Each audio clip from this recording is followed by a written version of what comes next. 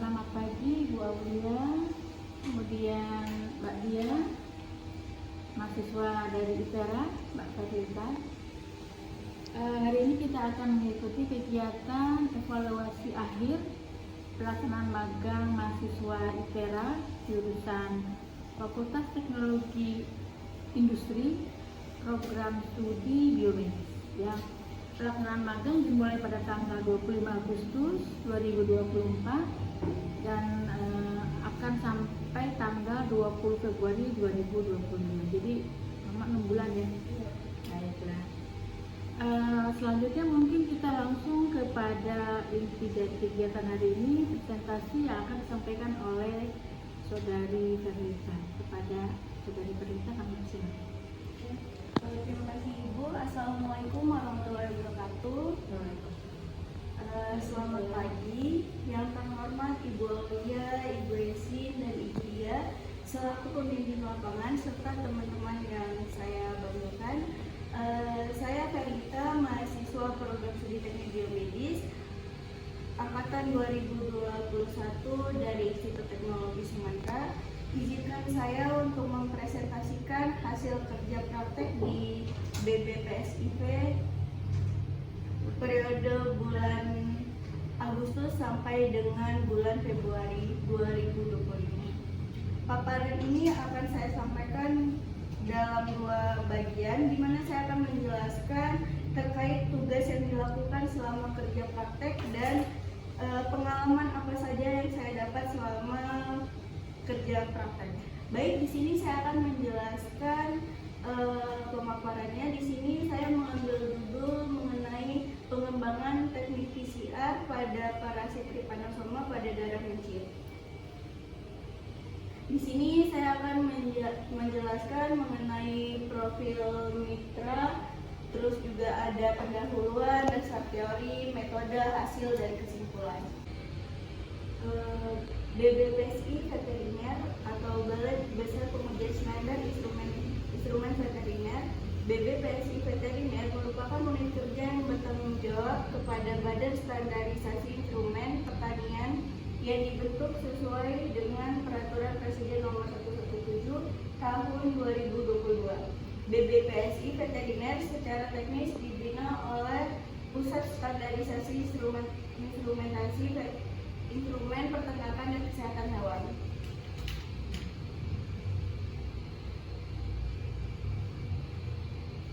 Balai Besar Pengujian Standar Instrumen Veteriner berada di Jalan RM Madinata nomor 30 RT 2 RW 6 Ciwaringin, Kecamatan Bogor Tengah, Kota Bogor, Jawa Barat. Di sini bisa dilihat Ibu untuk struktur organisasi Balai Besar Pengujian Standar Instrumentasi Veteriner.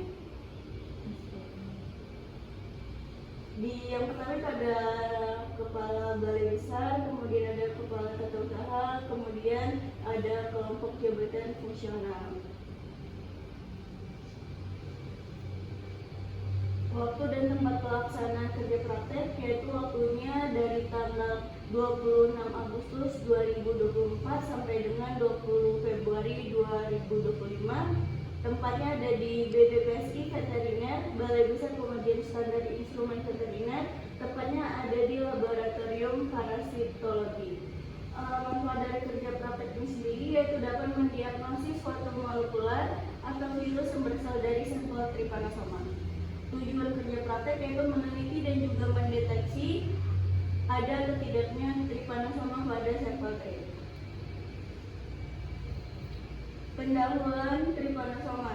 Trypanosoma merupakan suatu parasit yang dapat menyebabkan penyakit pada hewan maupun manusia, yaitu yang sering disebut juga dengan trypanosomiasis atau juga disebut dengan penyakit tidur. Nah, dalam penelitian ini Trypanosoma yang paling sering ditemukan itu ada Trypanosoma evensi dan lebsi. Dalam kerja praktek saya itu ada melakukan beberapa metode, yaitu ada metode inokulasi, purifikasi, isolasi DNA, amplifikasi DNA, dan juga ada lipoforosis. Inokulasi merupakan prosedur yang dilakukan untuk mengetahui infeksi dan juga patogenesis penyakit yang disebabkan oleh parasit. Yang kedua itu ada purifikasi. Purifikasi adalah suatu langkah penting yang memastikan bahwa isolat tersebut dapat bebas dari kontaminan dan juga murni. Kemudian ada isolasi DNA. Isolasi DNA merupakan pemisahan dari bahan lainnya seperti protein, polisakarida, dan juga lipid. Kemudian ada amplifikasi DNA. Amplifikasi DNA yang kita gunakan itu menggunakan teknik PCR dengan menggunakan sampel trip. Kemudian ada elektroforesis. Elektroforesis merupakan suatu tahapan yang dimana di sini itu tahapan untuk melihat hasil dari PCR. Kemudian di sini ada tahapan inokulasi. Inokulasi melewati beberapa tahapan, diantaranya seperti menyiapkan alat dan bahan. Pertama-tama kita harus menyiapkan mencit dan juga suntikannya. Dalam penyuntikan Trypanosoma pada mencit, kita harus menambahkan 0,5 mili PBSG. Kemudian setelah ditambahkan, kemudian disuntikan kepada mencitnya, dan kemudian dilakukan pengecekan secara berkala untuk melihat penyebaran Trypanosoma pada darah mencit. Nah, apabila Trypanosoma yang telah disuntikan tersebut mati ataupun menghasilkan hasil yang negatif, maka harus dilakukan infeksi ulang pada mencit tersebut. Apabila hasil yang didapatkan itu positif, maka dilakukan panen atau pengambilan darah pada mencit tersebut. Sebelum dilakukan pengambilan darah, kita harus melakukan pembiusan pada mencit tersebut dengan menggunakan 0,1 ketamin. Kemudian apabila mencit tersebut sudah dirasa sudah terbius, kemudian diambil darah pada jantung mencit. Sebelum diambil darahnya, kita menambahkan 0,5 PBS pada suntikannya.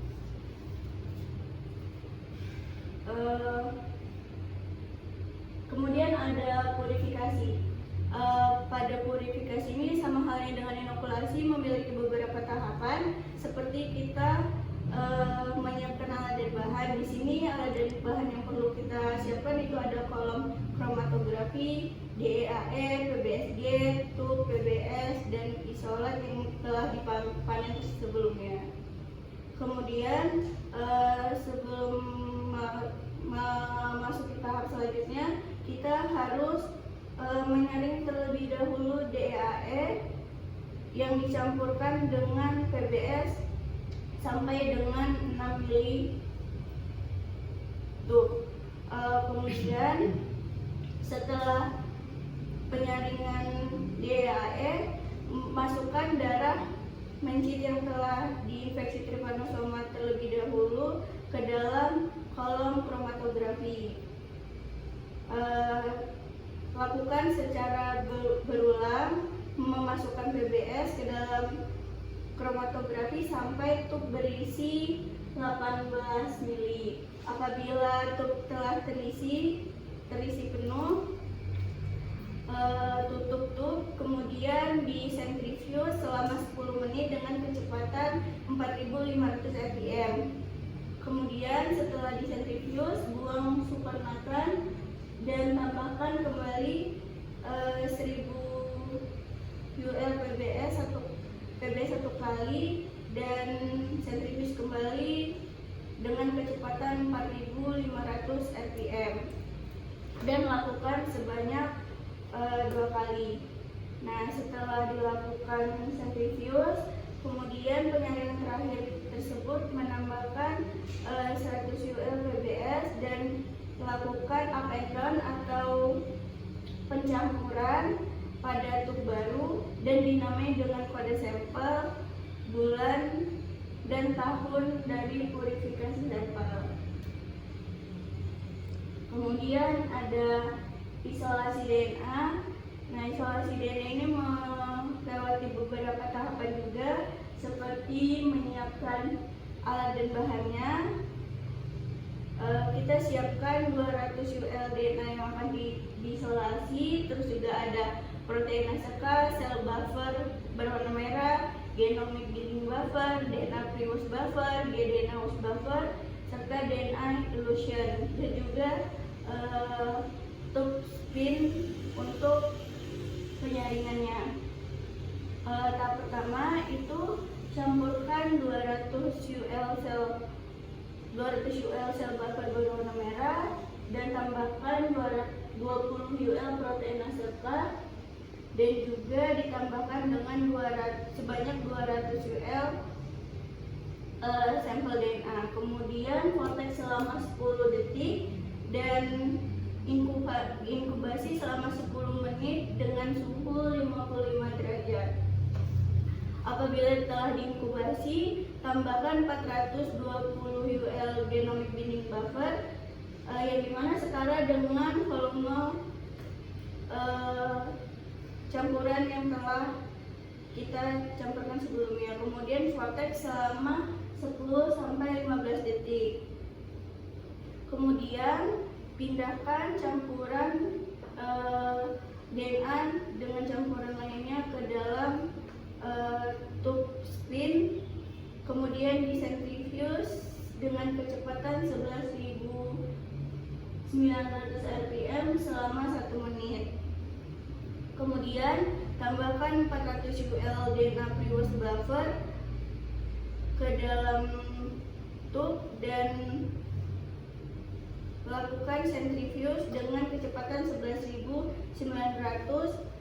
rpm selama 1 menit, dan kemudian buang sepenatan dan ditambahkan dengan 200 UL gDNA host buffer ke dalam tube, kemudian centrifuge kembali menggunakan kecepatan 11.900 rpm selama 1 menit.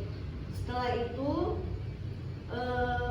apabila telah disentrifuse, pindahkan tube putar pada tube baru, kemudian ditambah 35 UL DNA elution, kemudian inkubasi selama 5 menit dengan suhu ruangan. Apabila telah melewati 45 menit, kemudian centrifuge dengan kecepatan 11.900 rpm selama 30 detik, dan apabila telah disentrifuse, simpan dengan suhu minus 20 derajat Celcius untuk penggunaan selanjutnya. Nah, selanjutnya ada amplifikasi DNA. Nah, amplifikasi DNA ini melewati beberapa tahapan, dan di amplifikasi DNA ini kita menggunakan teknik PCR. Nah, PCR sendiri itu memiliki beberapa komponen, diantaranya seperti ada NFV, master mix, primer, dan primer juga ada forward dan reverse, dan juga ada isolat DNA yang telah kita isolasi DNA sebelumnya.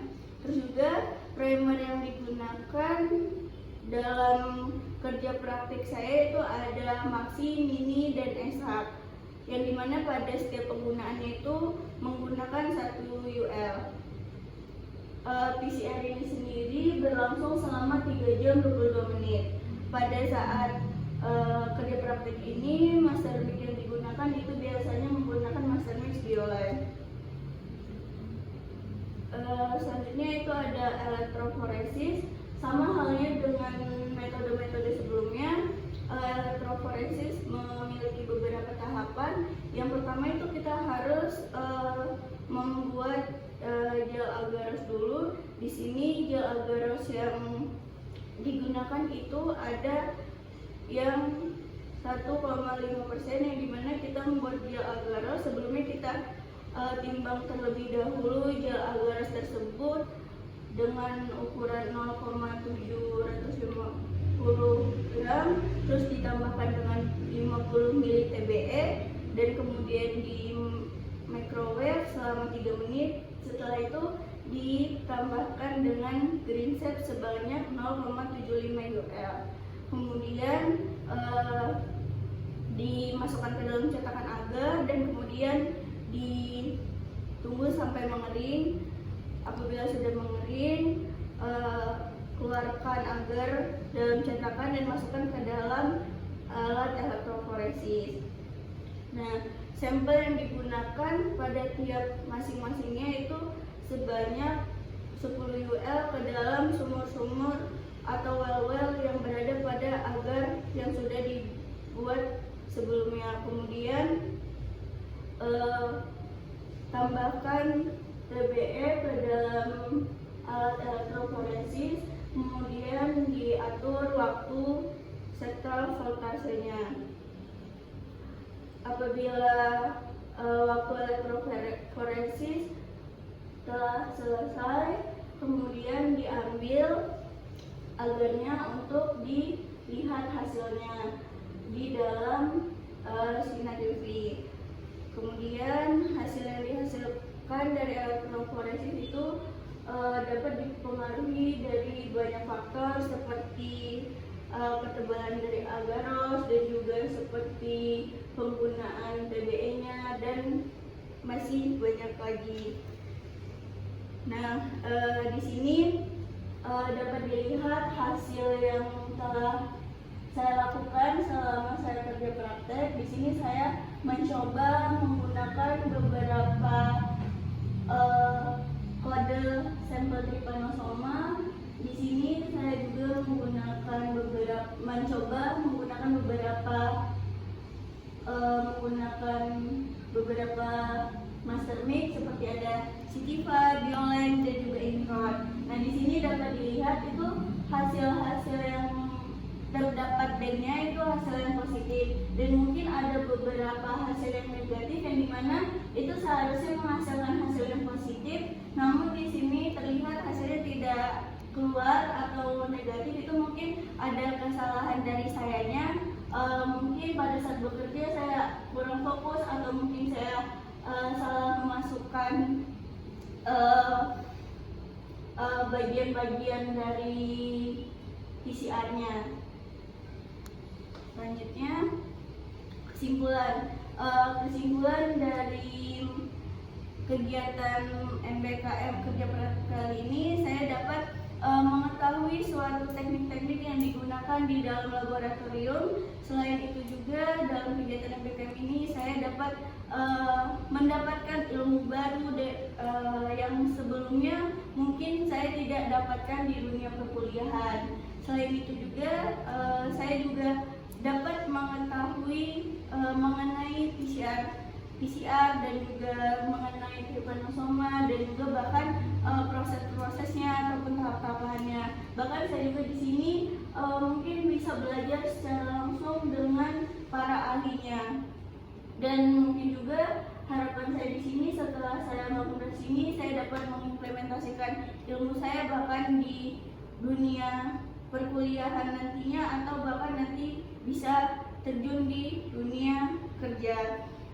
Sekian presentasi yang dapat saya sampaikan hari ini. Kurang lebihnya saya minta maaf. Buat ibu-ibu, apabila ada yang ditambahkan atau ingin disanggah, dipersilakan. Baik, kita beri aplaus buat terima kasih atas presentasinya.